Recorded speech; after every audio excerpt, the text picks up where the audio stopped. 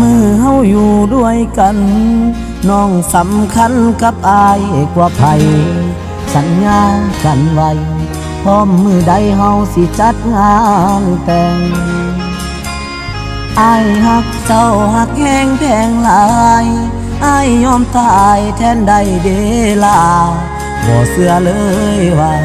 เฮาสิมาห่างกันก่อนแต่งบอกได้บ่เหตุผลของเจ้าหากสองเฮามันยังขาดบ่อนใดหรืออยู่กับอายน้องนั้นย่านอายพาไปกินเกลืออยู่กันมาเกือบปีอายบอกเค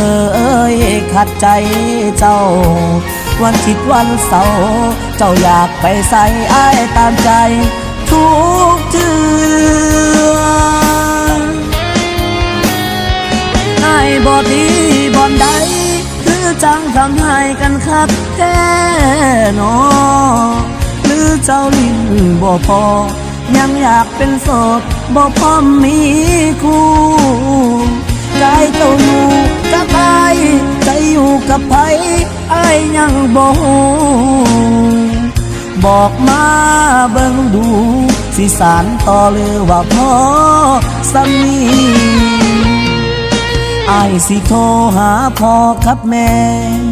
มาซอยแก้กับสิ่งที่เป็นอยู่หากว่าเฮา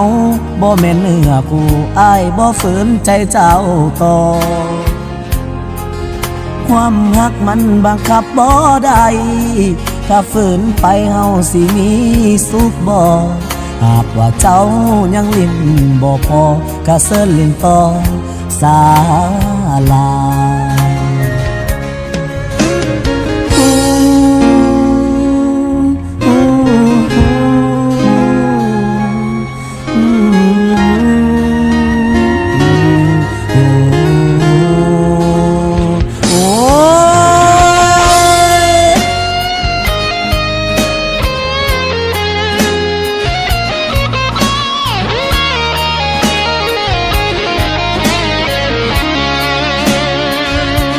กันมาเกือบปี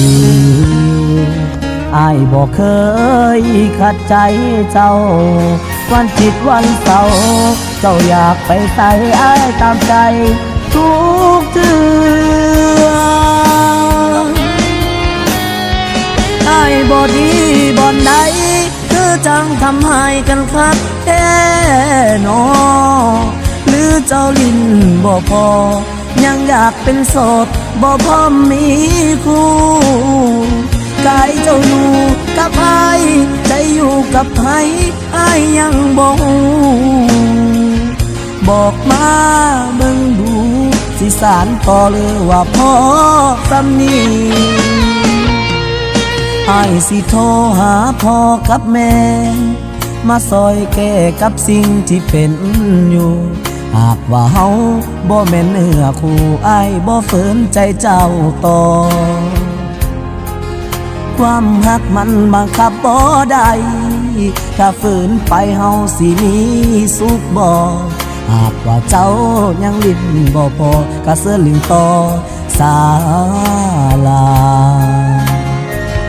พร้อมยกเลิกสัญญาพร้อมยกเลิกงานแต่ง